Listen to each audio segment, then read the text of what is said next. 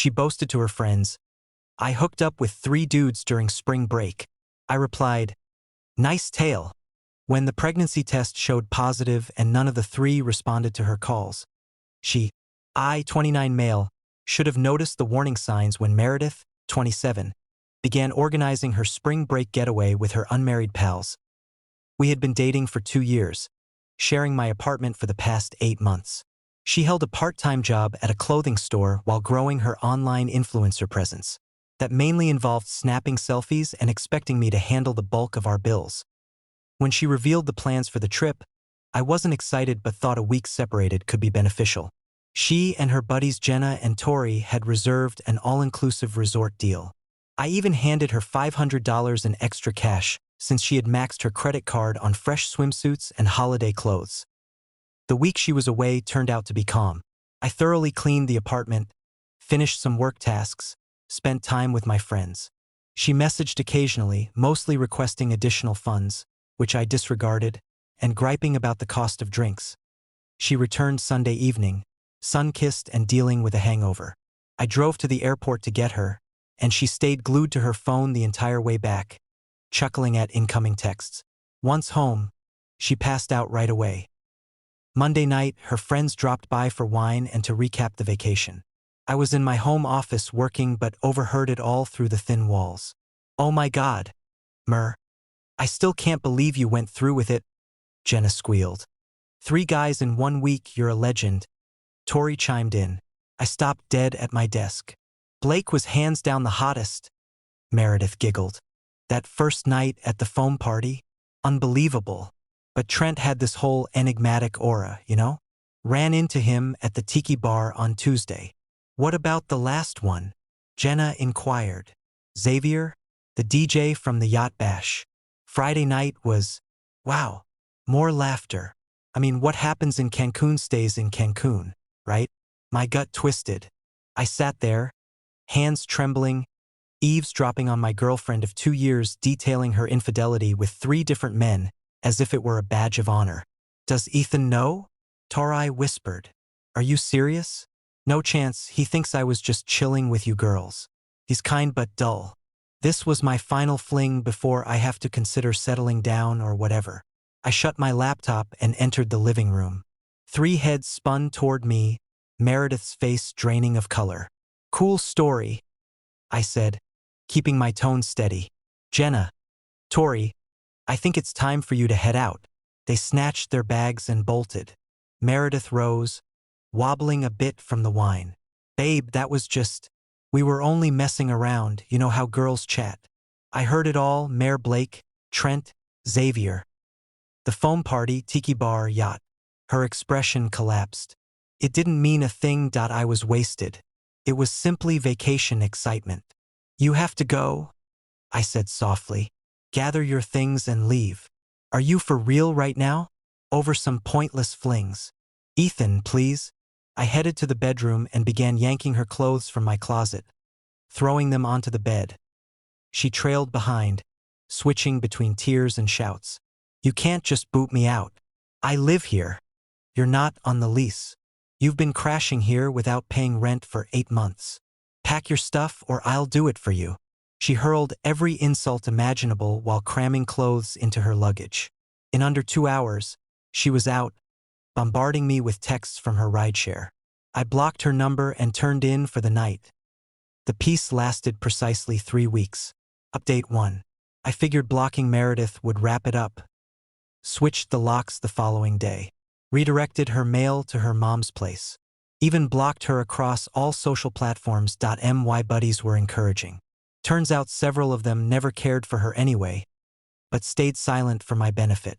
Then last Tuesday, I received a call from an unfamiliar number during my lunch hour. Against my instincts, I picked up. "Ethan?" Meredith's voice trembled. "Please don't disconnect. What do you need?" I have to speak with you, face to face. It's crucial. We have 0 to discuss. I'm pregnant." The sandwich in my mouth lost all flavor. I did some rapid calculations. She'd been back 3 weeks from the trip, so roughly a month since. "Congrats. Hope one of your vacation hookups is thrilled to be a dad." That's the issue. Her voice broke. I've been attempting to contact them. Blake's line is dead. Trent ignores my DMs. And Xavier? I only had his stage name, not his actual one. Not my issue. Ethan, please. I'm terrified. I don't know how to handle this. Maybe you should have considered that before betraying me with 3 strangers. I ended the call. She rang back instantly from various numbers. Her mom's, her sister's, Jenna's. I ignored them.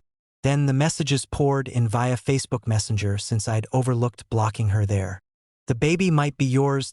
We slept together the week before I departed. You can't desert me like this.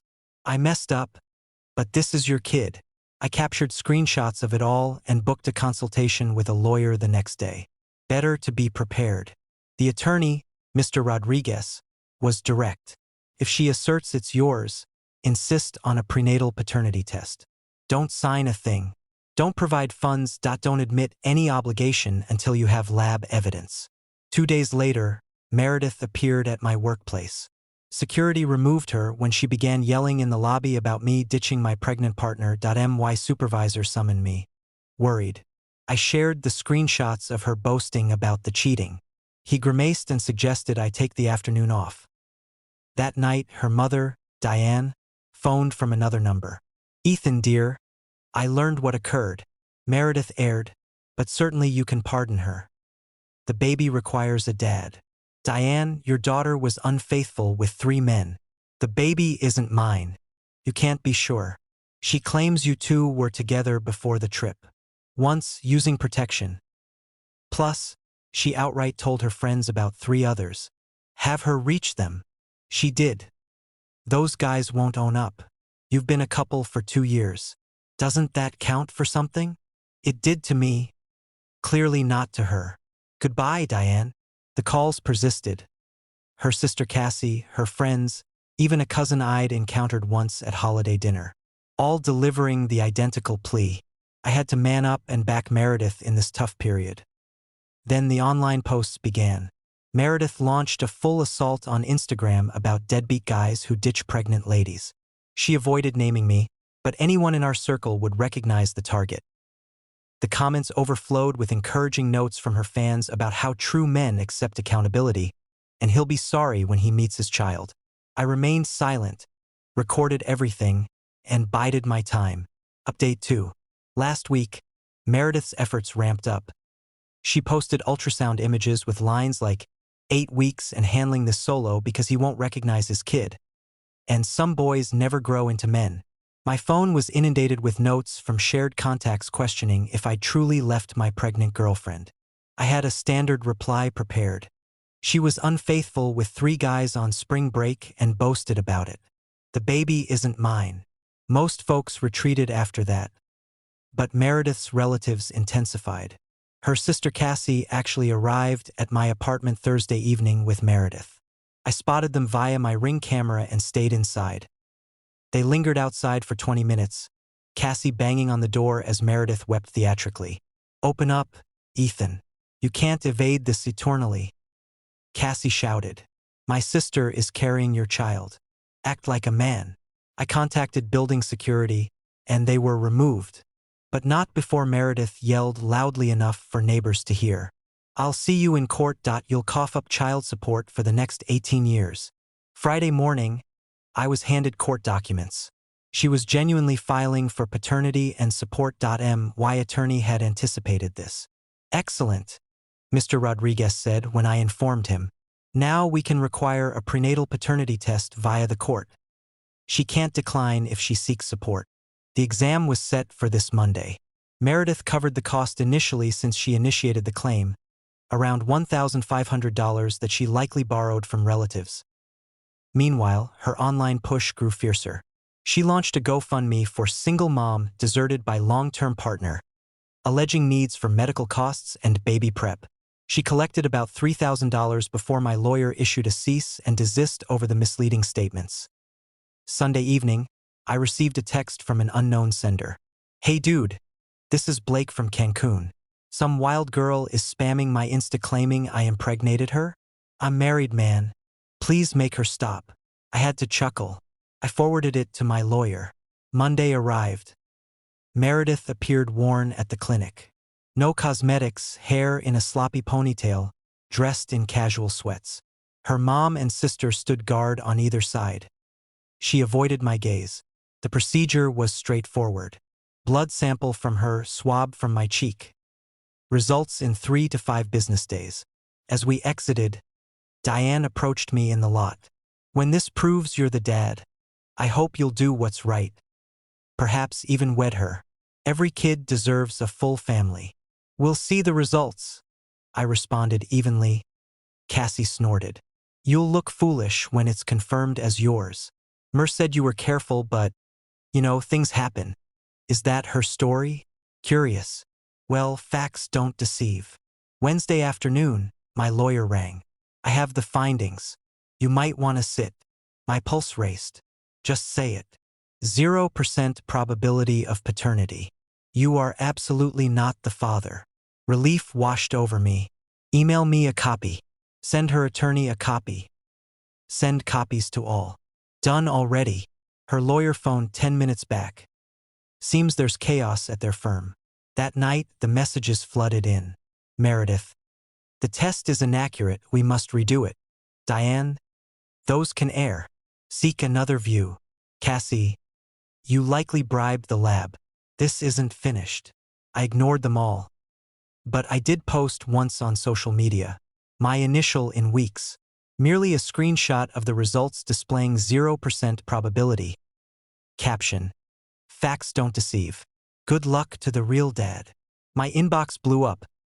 The same individuals labeling me a deadbeat now DM'd apologies and I suspected something was wrong notes. But the highlight, Jenna messaged me privately. OMG, Ethan, I'm so sorry that I urged her not to fabricate. But she was sure she could convince you. She has no clue which guy is actually the father. Blake is wed. Trent vanished on her. And she doesn't know Xavier's true name, she's panicking. I screenshot that as well for safety. Update 3. 2 weeks post-paternity results, Meredith's life has utterly collapsed. First, the GoFundMe. After my post of the results, donors demanded refunds. The platform probed and determined she'd breached rules with untrue assertions. They closed the campaign and returned all funds. Meredith had spent roughly $1,000 on infant items and pregnancy wear. Now she was in debt for it. Then the online backlash. Supportive remarks flipped to furious calls-outs. Her follower numbers crashed. Companies offering minor sponsorships cut ties. Her influencer path ended abruptly. But the true chaos ignited when Blake's wife discovered. Recall Blake saying he was married? His spouse Veronica is a powerhouse. She engaged a private eye who located Meredith's vacation pics and clips that Jenna and Tori shared. Blake appeared plainly in many, including one showing him and Meredith intimately at the foam party. Veronica sought more than divorce. She pursued vengeance. She filed against Meredith for alienation of affection. That's apparently legal in certain states. She also dispatched copies to Blake's workplace, relatives, their whole network. Blake was fired from his finance job for inappropriate behavior or similar. Blake, now frantic, finally replied to Meredith's outreach, but solely to plead for a test to rule him out and rescue his marriage. Meredith consented, wishing he'd commit if positive. Twist. Blake wasn't the father either. That narrowed to Trent and Xavier. Jenna, supplying me intel in return for omitting her involvement in the cover-up, shared that Meredith used a dubious online locator service to find Trent. She did, plus his partner of 3 years. Turns out Trent was openly gay and heavily intoxicated that Cancun night. He took the test to end the hassle. Not the father. That left Xavier the DJ, real name unknown. Meredith burned hundreds she lacked attempting to locate him. She phoned every event firm in Cancun, lurked on DJ boards, even pondered returning to hunt. Meanwhile, her family fractured. Diane, Meredith's staunchest ally, raged over loans for the test and legal fees. Cassie faced online harassment for her role and faulted Meredith for damaging her image too. Last Monday, Meredith attempted desperation. She made a phony Instagram and messaged me. Ethan, it's Xavier from Cancun. Heard you're seeking me Meredith. I'll do a paternity test. but need $5,000 for travel costs. Can you assist? The wording was too polished, account fresh that day. Plus, Jenna had informed me Meredith was destitute and scheming for baby funds. I flagged the profile and sent captures to my lawyer, who passed to Meredith's counsel with a fraud warning. Her attorney quit the next day. Yesterday, I bumped into Meredith's mom at the supermarket. Diane seemed drained and aged a decade. She said sorry for it all. I trusted her. Diane murmured quietly. She insisted it was yours, claimed the spring break tales were exaggerations to impress friends. I dipped into retirement to aid her. And now, she trailed off. She's back home with us, still clueless on the father, still posting on Insta like it's fine, sharing her single mom path. I'm sorry how it turned out, I said genuinely. Not for Meredith, but her kin ensnared in deceit. Can I ask? Diane hesitated. Was she always this way? The deceit, the control? I reflected. Minor fibs on spending, tales that didn't align, twisting events to victimize herself. Yeah, I confessed. I just ignored it. Final update 1 year on. Thought I'd provide a closing since folks keep demanding for details. Meredith delivered the baby, a girl. She never located Xavier. Rumors say she chose closed adoption for the child. That's all I know. She relocated out of state 6 months back, wiped her social accounts, and restarted elsewhere. Jenna says she's a front desk worker at an office, sharing with housemates. No more online fame goals. Her family still heals. Diane returned to employment at 65 to restore savings. Cassie cut contact with Meredith. The ordeal shattered their bonds. Blake's wife ended the marriage. He settled heavily, moved to parents' home. Last I knew as for me, I'm solid, actually thriving. Began seeing this incredible woman, Lucia, 8 months ago. She's an engineer, stable, and finds the spring break saga insane. Shared it on date 4, prioritizing truth. The apartment feels mine again. Earned a work advancement. Started exploring. Took a men's trip to Colorado last month. That was the ideal getaway. In hindsight, Meredith unwittingly helped. Had she not bragged that evening, I could have lost more years, possibly wed her. Yikes.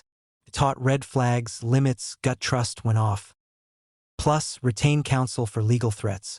Every dollar worth it. Oh, and curious ones. I unblocked her 6 months ago. Not for contact, but to catch potential legal notices. She's never reached out. Often, top revenge is thriving, letting them reap their actions. That's it, everyone. Thanks for joining this crazy journey.